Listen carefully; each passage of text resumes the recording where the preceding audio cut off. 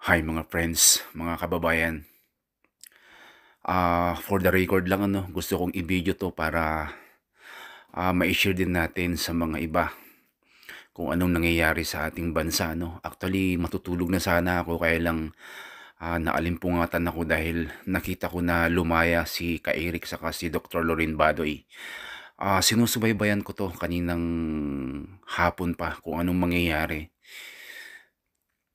At ayun, nagsalita nga si Ka Eric saka si Lorin Badoy. At sila ay nagpasalamat sa mga sumuporta sa kanila. At ako rin ay namangha dahil kani-kanina lang ang daming signatories ng mga PMEers na umaalma sa ginawa nilang pag-detain kay Ka Eric at Dr. Badoy, no? So, nakakaalarma to mga kababayan kung alam nyo lang. Dahil alam nyo, mga gumagawa sila ng batas.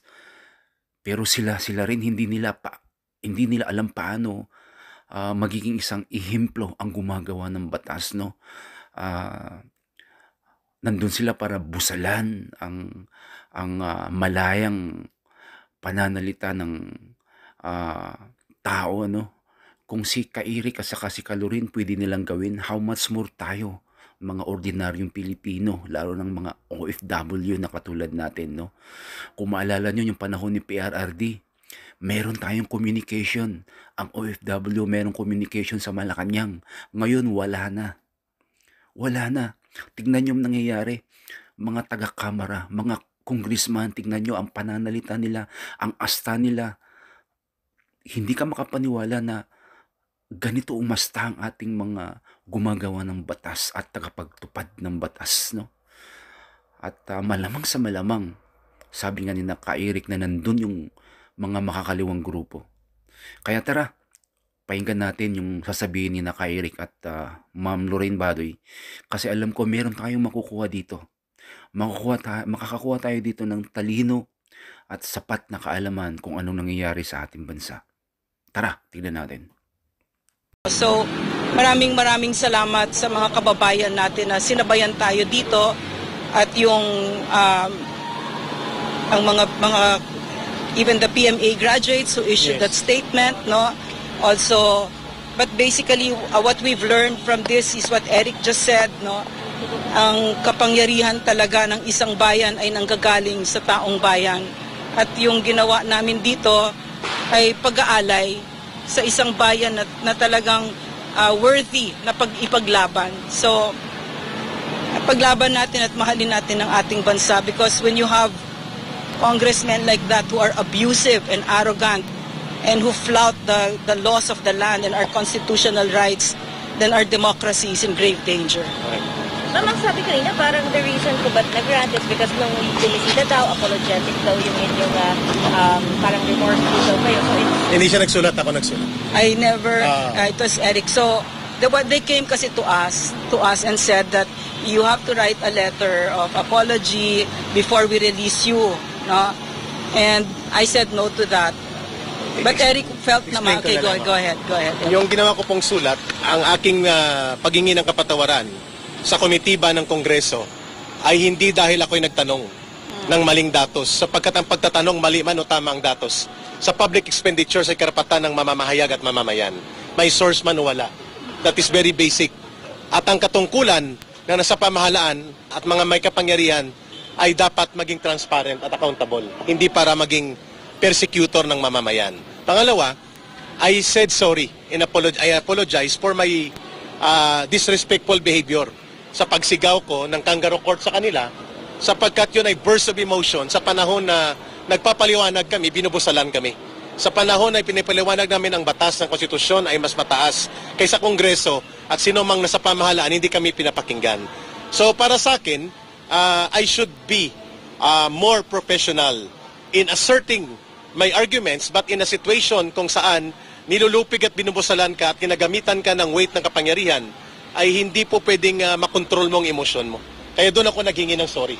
But I did not retract, I will not retract ng sinasabi ko ngayon sa inyong harap na may source man o wala ang mamamahayag, may soto law man o wala, ang dapat katungkulan ng Kongreso at ng lahat ng mamamayan ang lahat na nasa pamahalaan, including the President, including the lowest official of the land, is to be transparent and accountable to the people. So ang pagtatanong ko po sa 1.8 billion na hindi fake news, yun ay pagtatanong. Hindi po dapat tinatulan yon. Hindi po dapat kami kinulong, dapat sinagot ng maayos. Kasi ang totoo lang, may naiwan pang mahigit 2 billion pala. Nagkamali ako sa datos pero hindi ako nagkamali sa katotohanan.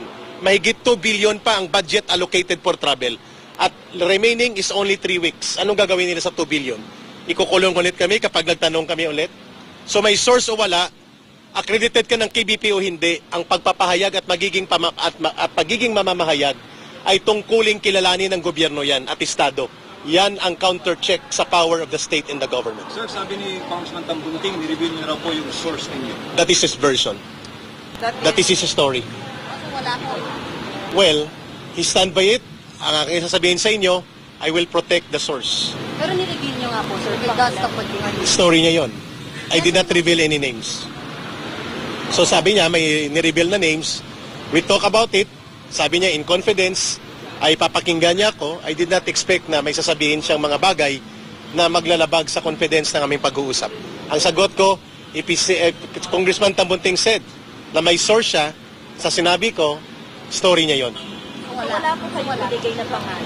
I am standing by the SOTO law. I will not reveal my source. Sir, ma'am, sir, last reaction na lang po. Meron na pong hinain na po panukala na layong kanselahin po yung prangkisa ng SMNI and magsasart po yung dinggin or pag-isong next year. Cancellation, revocation po. I'm not privy kasi to the What's your details. reaction na lang po?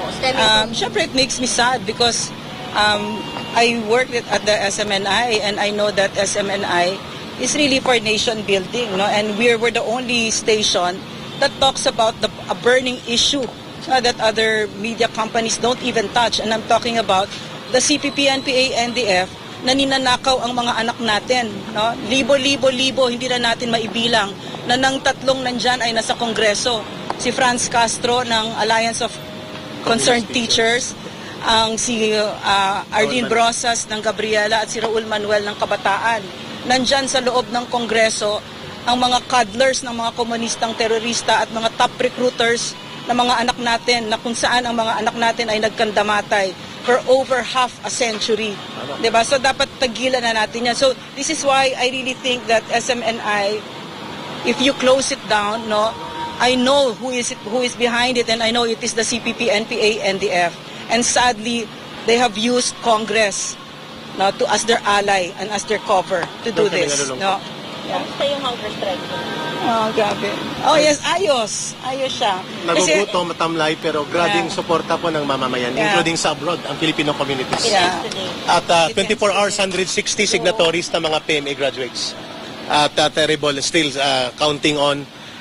Sana po, ang Christmas wish namin ay hindi na po mananatili ang paggamit ng totoong kalaban ng gobyerno sa Kongreso. At sana po ay magkaroon po ng paglilinaw sa kaisipan at damdamin ng pamunuan ng Kongreso that the CPP, NPA, NDF is not only operating in the armed area, sa red area. Nandito sila sa loob ng Kongreso and the threat against the sovereignty of the state is being threatened. Imagine every year they can access around 100 million of funds sa ating pondo at ginagamit ito para sa pagre-recruit ng kabataan at pagpondo sa NPA. I should know.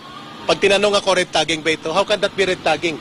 Direct personal knowledge ko yan for 21 years sa CPP, NPA, NDF. Mapapansin nyo, lumalabas sila Franz Castro, Raul Manuel at si Arlene Brosas kapag nandyan ako sa harap nila, si Ma'am Lorraine. At mga kadre kagaya ko. Sana po silang inimbestigahan ngayon upang matigil na po ang kaguluhan sa ating bansa. At magkaisa na po ang mga political leaders natin at maglaban sila sa eleksyon, hindi gamitin ang ating gobyerno para sa mga sabwatan sa totoong kalaban ng gobyerno. Kaya kami nanindigan na hindi kami titigil sa SMNI. At sa media, ganun din dapat. Mga dating kadre last day, nag-rally. Nagbanta sila pag di daw kayo i-release yung kanilang rally, lalaki at posible na maabot sa Malacanang. Your thoughts on that? Actually, na-touch kami talaga kasi tuloy-tuloy na lumawak ang mga former cadre. Libo-libo kami nag-surrender. We hope that the government will see it na are we still standing on just ground? Or do you have a ground to stand on? We hope nakikinig si Pangulong Bongbong Marcos Jr. dito. Sapagkat saan kami pupunta na nagbalik loob at yumakap sa kapayapaan at kumikilala sa gobyerno at nagpailalim sa otoridad ng gobyerno kung kami pala ay nagsasalita tungkol sa transparency, good governance, at binibulgar namin ito mga CPP, NPA, NDF na sa loob ng gobyerno, pwede pala kaming ikulong, ipatawag dito. Yun po ang aming malaking katanungan. Are we still standing on the ground that we believe pwede kami maging bahagi ng pamahalaan sa pagtatagumpay ng kapayapaan laban sa communist terrorism? Thank you po. Merry Christmas. Merry Christmas.